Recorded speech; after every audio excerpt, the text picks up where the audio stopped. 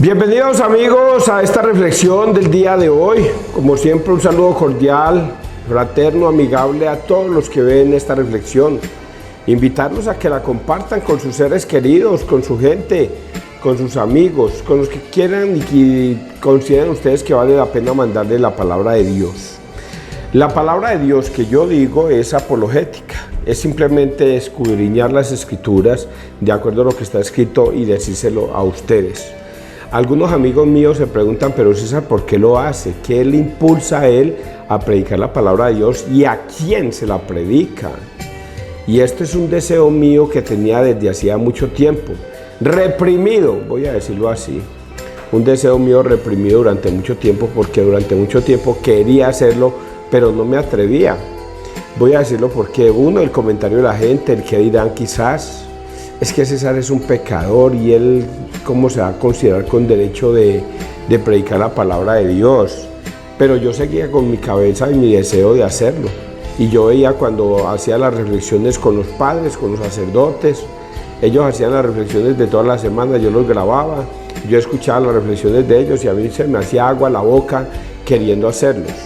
Y otra reflexión mía es que yo decía, si yo llego a hacer reflexiones en mi vida, va a ser para invitar a la gente a que se acerque a la Iglesia Católica, no para ponerme a abrir una iglesia para buscar beneficio personal sobre ello, no. Quiero es que a quien yo le diga la palabra de Dios, mi mensaje sea llevarlo a la Eucaristía, llevarlo al confesionario, llevarlo y acercarlo a la Iglesia de Cristo. Ese era mi mensaje de aquel tiempo, el que yo creía que algún día lo iba a hacer, y ahora tengo esa gran oportunidad. Aquí a través de este medio lo estoy haciendo y se lo estoy predicando a todos ustedes. El que quiera oír, que oiga, eso sí, porque también soy consciente que la palabra de Dios no es para todo el mundo, y en eso sí que reflexiono todos los días y me da hasta tristeza. Me da gran tristeza porque cuando veo las ancianas metidas en los testigos de Jehová, viejitas, metidas en la secta religiosa de los testigos de Jehová, viejitas que toda la vida profesaron la Iglesia Católica, salían a misa los domingos, comulgaban, se confesaban, participaban de la Semana Santa, eran así, hasta que llegó este pastor o quien haya llegado, hombre, y los sonsaca de ahí, como el demonio ataca a cualquier persona, no importa la edad. Y se la llevó, y eso que ellas supuestamente profesaban la fe de Cristo todo el tiempo. Entonces uno hoy dice con tristeza, pero ¿qué fe era la que profesaban? Iban a misa por ir, comulgaban por comulgar, se confesaban por confesarse, asistían a la Semana Santa por ir. Jamás sintieron en su corazón la presencia de Dios en la Iglesia de Cristo. Eso me produce tristeza. Pero más tristeza me da es la reflexión que hago de eso. Que Dios no obliga a nadie a estar en la iglesia de Él, no obliga a nadie, que todo el que quiera estar en la iglesia de Él es por fe. Ni siquiera porque Él se lo insinúa, nada de esas cosas, es por fe. Yo continúo en la Iglesia Católica por fe, porque siento en mi corazón que ahí está Cristo, que en la Eucaristía está el cuerpo y la sangre de Cristo, que Él me redime de mis pecados en el confesionario. Y sé que ahí, al pertenecer en la misa a la Iglesia de Cristo, Cristo está conmigo, por fe. Pero que llegó un pastor y me quiere llevar, y si yo no tengo esa fe firme, seguramente que me arrastra. Y eso le pasó a todas esas viejitas hermosas, se dejaron arrastrar por un pastor, un demonio llegó, les tocó la puerta y se fueron.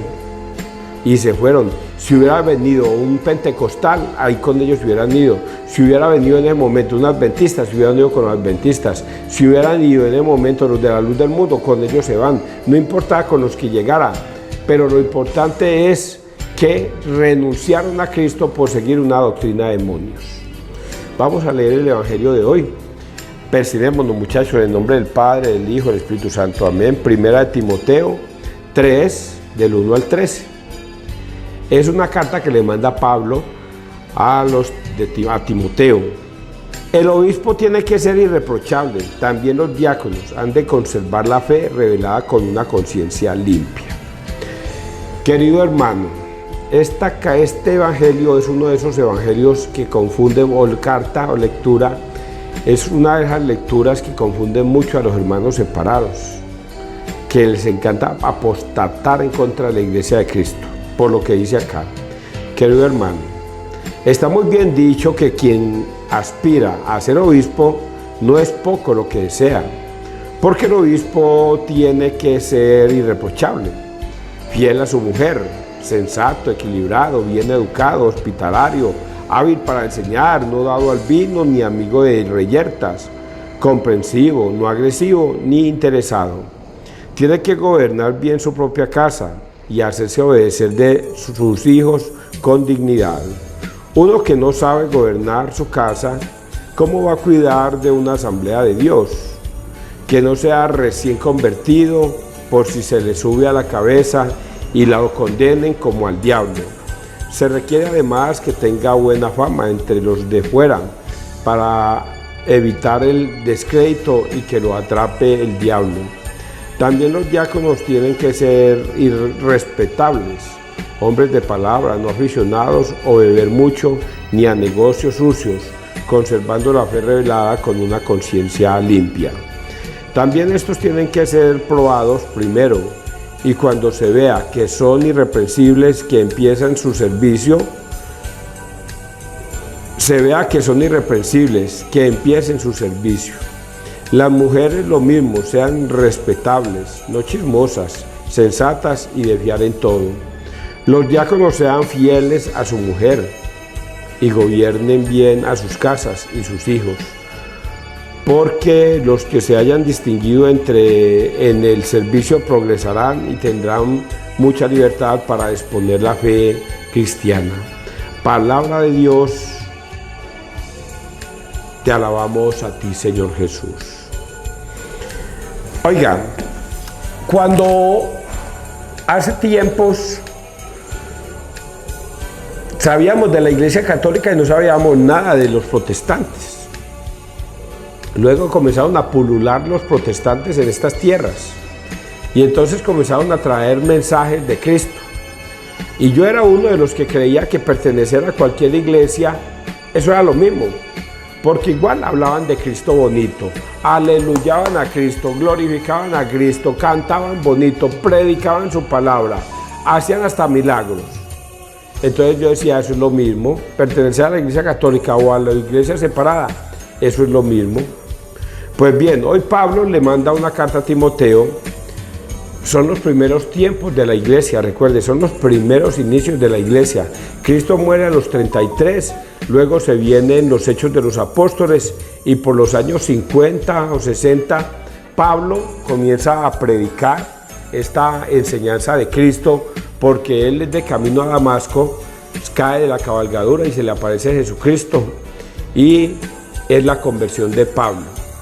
Y Pablo a partir de ese momento se convierte ya al cristianismo y entonces comienza ya por sabiduría de Dios que le llega a través de Cristo, comienza a enseñarle a sus discípulos, entre ellos Timoteo, y le da un consejo: mi hijo, los obispos que van a ocupar las iglesias deben ser personas irreprochables, irreprensibles, deben ser personas que tengan una muy buena educación, que sean casados, pero que vivan bien en el hogar, que no sean borrachines, que no tengan problemas de vicios, que no tengan problemas de dinero, ni nada de esas cosas, que sean personas correctas de acuerdo a lo que Dios desea. Entonces empieza con 3 comentarios, 3. El primero, el obispo no es poco lo que desea, porque el obispo tiene que ser irreprochable, fiel a su mujer, sensato, equilibrado, bien educado. Y como acá dice que el obispo tiene que tener mujer, entonces ¿por qué la Iglesia Católica no tiene sacerdotes casados? ¿Por qué tienen que ser célibes? Entonces para los hermanos separados eso es un escándalo. Sabiendo que aquí dice en la palabra de Dios que deben ser casados, y ¿por qué entonces no permiten que los sacerdotes se casen? Tienen que ser célibes. Y entonces ellos entienden la palabra casados, que la Iglesia Católica está en contra. Resulta que la Iglesia Católica no prohíbe el matrimonio. Él no lo prohíbe. Inclusive en otra parte del mundo hay personas que son católicos y allá entre esa congregación se pueden casar. Allá no les es prohibido casarse. Pero hay dos formas de adoptar las cosas de Cristo y están escritas en la Biblia.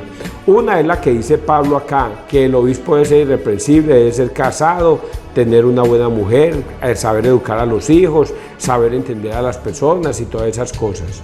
Pero también está escrito que Pablo también da otra orden. Y dice Pablo: cuánto me gustaría que todos los sacerdotes del mundo fueran como yo, célibes. Pablo no se casó, Pablo siempre vivió soltero y era célibe. Ojalá fueran como yo.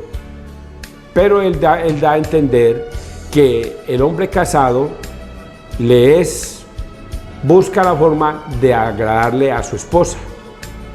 Y como busca agradarle más a las cosas de su esposa que a las cosas de Dios, por eso Pablo dice: es mejor que sean como yo, célibes, porque el hombre soltero, cuando es célibe, busca agradar primero a Dios, mientras que el casado busca primero agradar a la esposa. Como estos son los inicios de la Iglesia Católica, pues aquí vemos eso. Ustedes se imaginan hoy día, nosotros que ya hemos pasado por esa terrible situación de ver una mujer mamona, cansona, aburridora, jodiendo por todo, que por qué va a salir, que para dónde va, que a qué horas va a venir. Y entonces un hombre sacerdote casado con una mujer tigresa, diciéndole: a esa que viene ahí usted no me la va a confesar, porque usted qué va a hablar tanto con ella. Además, ella qué le dijo, usted por qué le puso cuidado a las piernas de ella. Usted se imagina una mujer tigresa, esposa de un sacerdote, jodiéndolo. Venga, es que tengo que ir a confesar. No, ¿cuántos de ir a confesar? Usted tiene que dedicarse a mí, dedicarse al hogar. ¿Cuántos de ir a confesar? Cuando tenga tiempo va, pero usted no me sale. Eso es una situación difícil y Pablo pone las dos condiciones. Hay una parte del mundo donde usted se puede casar y tener esa mujer tigresa como esposa, y da aquí las recomendaciones de cómo debe ser ese obispo, cómo debe ser el diácono y cómo debe ser el diácono. Y cuál otro dice acá: tiene que guardar su propia casa, a ver, que no sea recién convertido. Uno que no sea guardar su casa como va a comer de una asamblea, que no sea recién convertido, se suba a la cabeza. Se requiere además que tenga buena fama entre también los diáconos. Los diáconos también deberán, las mujeres también. Los diáconos y las mujeres, las famosas monjas, también dan las recomendaciones que una mujer, cuando es célibe, cuando se entrega a Dios, recibe el consejo de querer servirle siempre a Dios más que a los hombres, mientras que una mujer casada prefiere agradar más a su marido que a las cosas de Dios. Es lo que está escrito aquí, y si alguien quisiera que profundizar más sobre esto, pues yo seguramente que tengo los capítulos, versículos para decirlos, pero acá no me podría demorar tanto, pero tengo los capítulos, versículos donde usted puede buscar por qué Pablo recomienda que el hombre debe ser célibe. Y lo mismo Cristo. Cristo también lo recomienda. Cuando le preguntan a Jesucristo: Señor, ¿es lícito separarse de su mujer, divorciarse de su mujer? Y Jesús les dice: no, no es lícito. Desde el principio el hombre creó a la mujer, y el hombre dejará a su padre y a su madre y se unirán a su mujer, y los dos formarán una carne, y son una sola carne. Y entonces el escriba le pregunta: entonces no es bueno casarse, entonces mejor no casarse. Y Jesús le dice: sí, Señor, tiene toda la razón. Esto del matrimonio es una cosa muy dura, es muy difícil. Por eso hay eunucos que los vuelven eunucos, los castran. Hay eunucos que son eunucos de nacimiento, o sea, nacen castrados, no sienten deseo, no sienten nada. Pero hay eunucos que se vuelven eunucos por las cosas de Dios. O sea, solo para servirle a Dios se vuelven célibes. Quieren servirle a Dios y no quieren tener pareja. Se vuelven eunucos para servirle a Dios, célibes. También Jesucristo decía esto. Entonces, de cierta manera se le cae el peso a los pobres pentecostales o separados que afirman que la Iglesia Católica se equivoca cuando obliga a los sacerdotes a ser célibes. Y la Iglesia Católica no obliga a nadie al sacerdocio, a nadie, por eso se demoran 10 años estudiando. Ya bueno, y hace unas recomendaciones terribles, hace unas recomendaciones, voy a decir, voy a cantar, ¿dónde aquí está? Los diáconos sean fieles a su mujer y gobiernen bien sus casas y sus hijos, porque los que se hayan distinguido en el servicio progresarán y tendrán mucha libertad para exponer la fe cristiana. A quienes también los diáconos tienen que ser respetables, hombres de palabra, no aficionados a beber mucho ni a negocios sucios, conservando la fe revelada con una conciencia limpia. Un seminarista se va para el seminario y durante 10 años tiene que estudiar. Y durante 10 años el obispo y los sacerdotes analizan a esas personas. A algunos a los 2 años ya no le ven la madera, a los 2 años, a los 3 años, y les dicen, venga mijo, usted no tiene madera para el sacerdocio, váyase para su casa más bien, y los mandan para su casa. No tiene la madera y los mandan para la casa, no continúan con ellos. Hay otros que llevan 8 años y a los 8 años les dicen, venga mijo, usted como que no tiene madera para el sacerdocio, no tiene, yo le veo a usted que le falta, váyase para su casa más bien. Y hay otros que a los 9 años los mandan para la casa y les dicen, vea mijo, ya hizo 9 años de estudio, toda la cosa, váyase para su casa durante este año, reflexione, mire a ver si quiere ser sacerdote, si realmente esto es lo suyo, y analice su vida, júntese con la gente. Y el sacerdote y el obispo, a lo último es cuando el joven regresa, después de ese año sabático, regresa con el deseo de ser sacerdote, que el obispo es el que toma la decisión si sí o no. Oiga, estudió 10 años, 10 años, hizo todo lo que en el seminario le ordenaban hacer, iba a las parroquias y ayudaba a los sacerdotes, mantenía pendiente de todo, y a pesar de eso el obispo a los 10 años toma la decisión de sí o no. Y si el obispo le ve un detallecito maluco a ese seminarista después de haber estudiado 10 años, le va a decir, mijo, devuelva para casa, usted no tiene madera. Y perdió 10 años. Ya no podrá ser sacerdote, porque el obispo no lo vio, no le vio la madera para ser sacerdote. Así es que esto de ser sacerdote, obispo, diácono, es una cosa muy difícil. Esto no es como los pastores, que se autonombran pastores. Medio se aprenden unos 3 o 4 capítulos o versículos de la Biblia y ya creen que se saben la Biblia, y entonces ahorita yo ya quiero predicar porque ahí está el diezmo y eso es lo que me va a sacar de la vagabundería y me va a sostener con mi familia, el diezmo.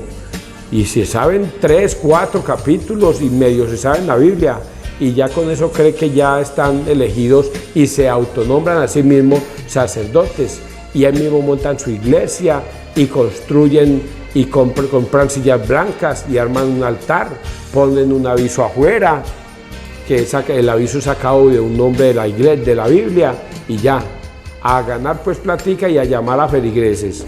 Y resulta que los primeros feligreses que llaman son los primeros tontos de la Iglesia Católica que no están firmes con la fe. Y ahí mismo se salen de la Iglesia Católica porque como no están firmes y Dios no retiene a nadie, ahí mismo salen y se van. Y comienza a llenarse el saloncito ese de feligreses tontos que decidieron creerle a ese pastor y no fueron capaces de sostenerse en la Iglesia de Cristo. Y Dios les va a castigar por eso. Sencillamente Dios no los llama. Ya se fueron, que se vayan. Vamos a leer el Salmo. Salmo 100. Es un resumen. Andaré con rectitud de corazón. Voy a cantar la bondad y la justicia. Para ti es música, Señor. Voy a explicar el camino perfecto. ¿Cuándo vendrás a mí? Andaré con rectitud de corazón dentro de mi casa. No pondré mis ojos en intenciones viles. Aborrezco al que obra mal. Al que en secreto difama a su prójimo lo haré callar. Ojos engreídos, corazones arrogantes, no los soportaré. Pongo mis ojos en los que son leales, ellos vivirán conmigo. El que sigue un camino perfecto, ese me servirá. El que sigue un camino perfecto, ese me servirá. Yo estoy siguiendo un camino perfecto, casi perfecto. Tengo por ahí todavía mis pecados, pero trato de serle fiel a Dios en casi todo. Oiga, en casi todo. Me falta superar unos 2 obstáculos que tengo, 1 o 2 obstáculos, y ya me vuelvo por el camino perfecto, pero Dios me sostiene hasta el momento.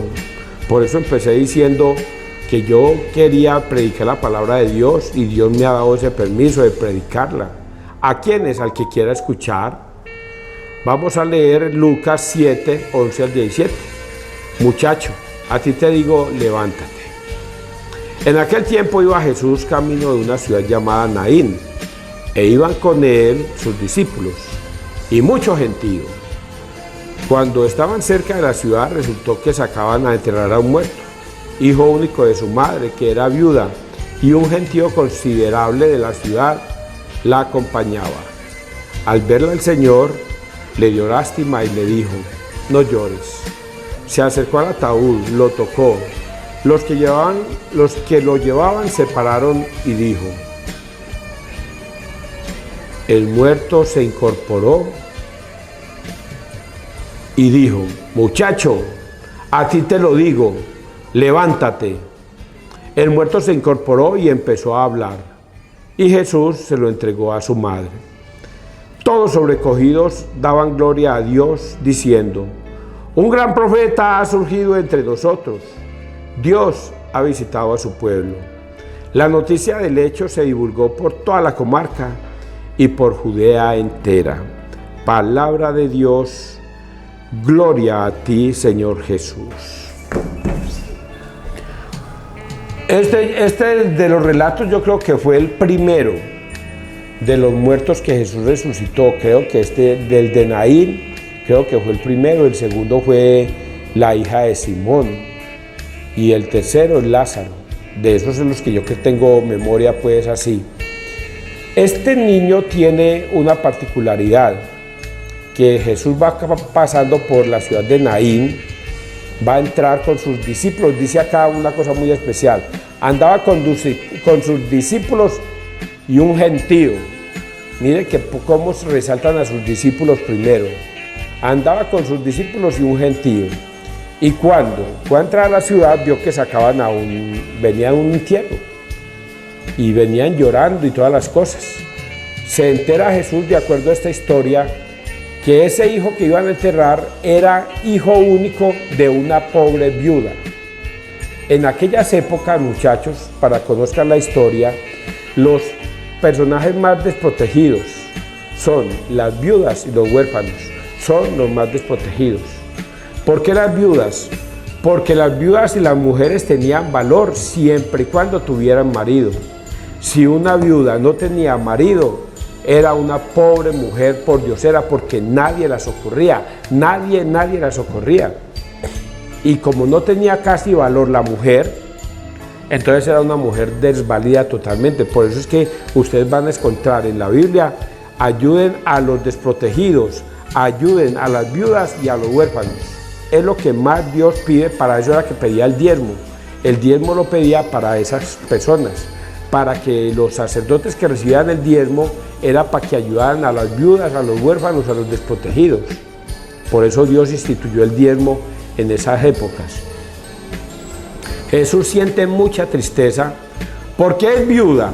Ya de por sí tenía un niño, desprotegida totalmente. La única persona que podía ayudarle a esa viuda era ese niño, era esa mujer. Cuando creciera el niño, que el niño le diera la mano a la mamá.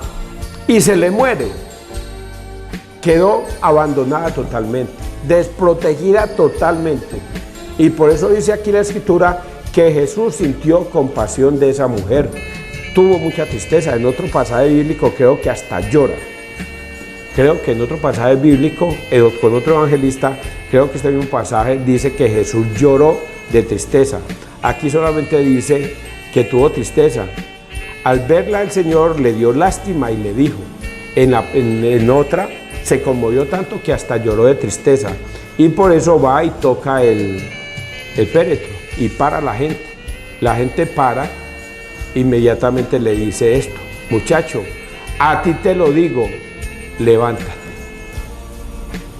Pues se conmovió tanto que le dijo a ese muchacho: levántate. Pues bien, ahora me voy a ir al centro, culmen de este evangelio. Este es el culmen del evangelio. Ayer domingo, bueno, el domingo estuvimos hablando más bien de la misericordia de Dios en el perdón. ¿Cuántas veces debemos perdonar?, preguntaba Pedro a Jesús. 7 veces. Y Jesús le dijo: no solamente 7 veces, sino 70 veces 7. Siempre debemos perdonar. Esa es la gran riqueza de Dios para con los hombres: su misericordia, su amor al prójimo, su deseo de ayudar al necesitado. Y hoy vemos ese ejemplo. Por eso les dije que este es el culmen de este evangelio. La misericordia de Dios por el desvalido. La pobre viuda, ¿ustedes se imaginan qué iba a hacer esta pobre viuda? ¿Qué se le venía a ella encima? Ya no iba a tener un hijo, que al menos la podía sostener en la vejez. El marido también se le había muerto. Y ahora ni marido ni hijo. Iba a quedar totalmente desamparada en el mundo. Y ahí es cuando Dios le restituye al niño. La misericordia de Dios es eterna. Le restituye a ese niño para darle consuelo a esa mujer. No solamente material, sino espiritualmente, porque esa mujer estaba demasiado triste de ver que su único hijo se había muerto. Todos sobrecogidos daban gloria a Dios diciendo: un gran profeta ha surgido entre nosotros, Dios ha visitado a su pueblo. Y la noticia del hecho se divulgó por toda la comarca y por Judea entera. ¿Entendieron este evangelio, muchachos? Espero que lo hayan analizado. Muchacho, a ti te digo, levántate. Hoy nosotros estamos llamados también a esa misericordia, a sentir la misericordia por la viuda y por el huérfano, a sentir la misericordia incluso por los venezolanos o los extranjeros, la misericordia por los pobres. Toda esta semana vamos a hablar de esa misericordia. Espero que ustedes hayan entendido esto tan bonito en el día de hoy. Que Dios te bendiga, que Dios nos bendiga donde quiera que todos estemos.